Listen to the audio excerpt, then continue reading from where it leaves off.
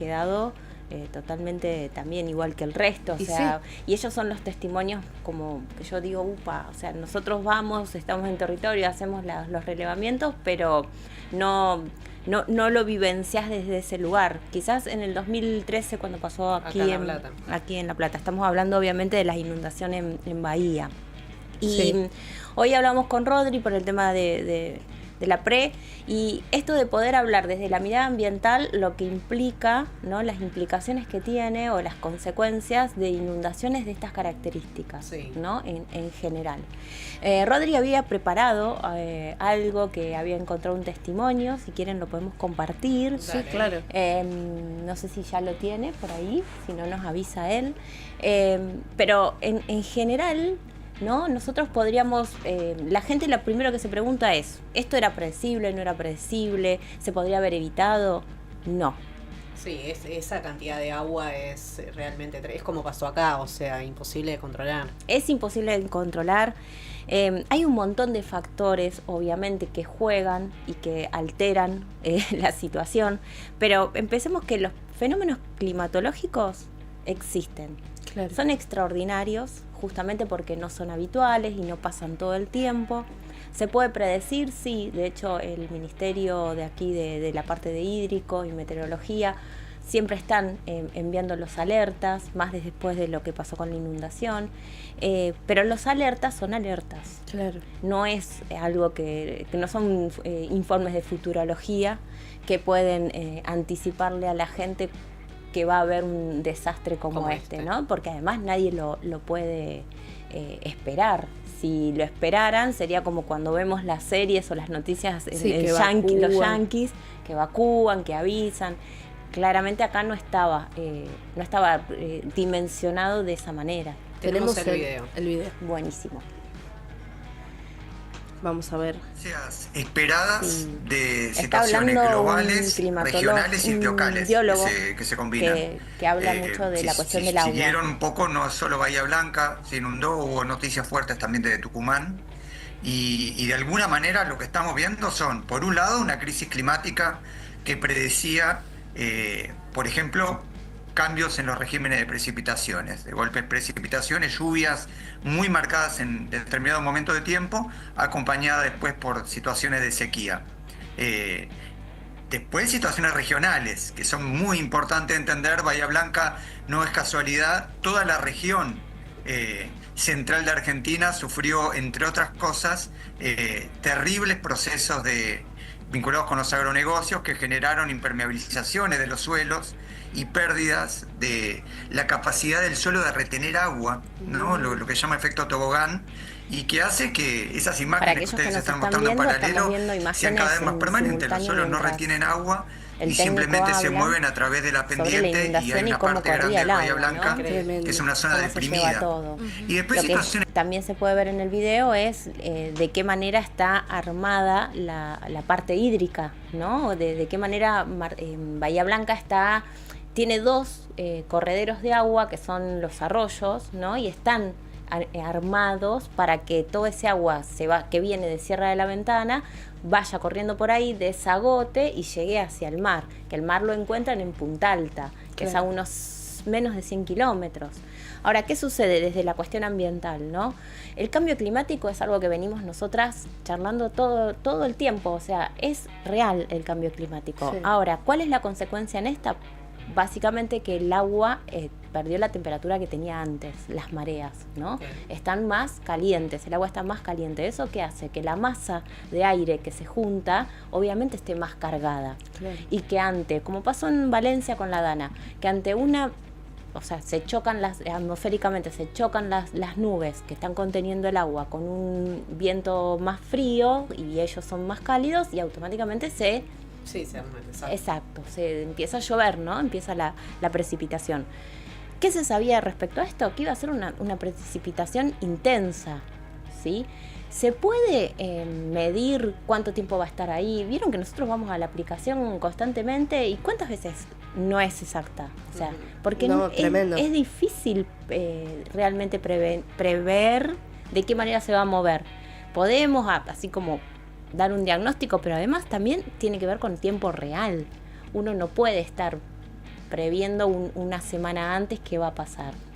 Como mucho se puede prever unos días, pero siquiera, porque es una ciencia exacta, y para ser exacta tiene que estar en ese momento y en ese tiempo presente. Nos pueden dar estimativos. Ahora, volviendo a la cuestión ambiental, es un desastre ambiental, claramente. ¿Puede estar provocado por todo lo que recién escuchábamos del biólogo? Sí, claro, obviamente. La deforestación, que no solamente es en la Argentina, sino que ya viene del Amazonas y del Perú y de Bolivia, pero que nosotros no lo vivimos. Sabemos lo del Chaco, sabemos que hay lugares en donde de La Pampa y de tantos otros lugares que obviamente al no haber la cantidad de vegetación necesaria para que se siga absorbiendo las lluvias que caen, eso empieza a arrastrarse, ¿no? El agua empieza a correr. En este caso corre la ladera de Sierra de la Ventana, unos también 35-40 kilómetros de bahía, pero que es el cauce normal que tiene cualquier agua en un territorio. ¿Qué pasa ambientalmente? Y después de una inundación, imaginemos, lo primero que se contamina es el agua. Claro. El agua potable. Sí. El agua que se reutiliza, que pasa por la planta potabilizadora y está apta para el consumo. Esa es la realidad, pero es en todos lados. ¿Se puede evitar? No. No, porque esta catástrofe no se puede evitar. ¿Se podría haber alertado a la población de otra manera?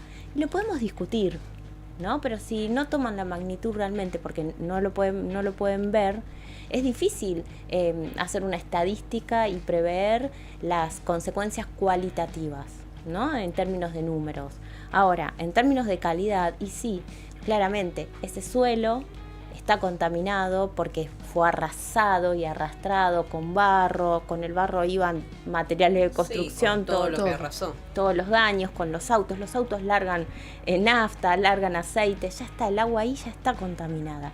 No es necesaria verla negra por el barro y pensar, ese agua está contaminada. ¿Qué consecuencias trae ambientales? Un montón. Se cambia totalmente el sistema que convive ahí de plantas y seres vivos, ¿no? De hecho, la ganadería, sabemos que hay un montón de ganado que quedó bajo el agua y que mueren, y eso también son cadáveres que están en putrefacción. Ahí estamos. Y eso también contamina, obviamente. Por eso toda la gente que está no solo en Bahía Blanca, sino en todos los pueblos alrededor, están consumiendo agua que se les acerca, en este caso desde la provincia, ¿no? Que la empresa es ABSA, y a su vez, bueno, tratan de ir a lugares donde se pueda estar consumiendo ese agua. Por eso cuando ocurre una inundación, una de las principales cosas que piden en las donaciones es agua. O sea, sucedió también acá en La Plata. Era...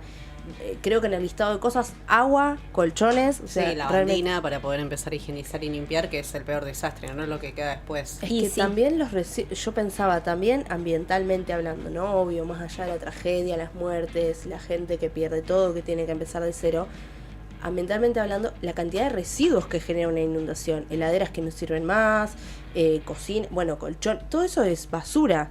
Es basura que fue arrastrada, ¿vieron los autos apilados? Sí, bueno, autos. Eso es basura.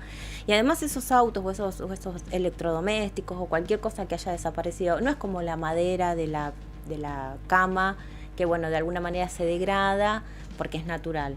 Son cosas que llevan un montón de materiales tóxicos en su composición. Las baterías de los autos, todo eso largó ácidos y eso es contaminante, no solo al agua que corre, sino al suelo que sigue absorbiendo. Claro. Porque ese suelo, más allá de que está de alguna manera ya como castigado y fangoso y que resbala, no deja de estar absorbiendo igual. Entonces hay muchísima contaminación.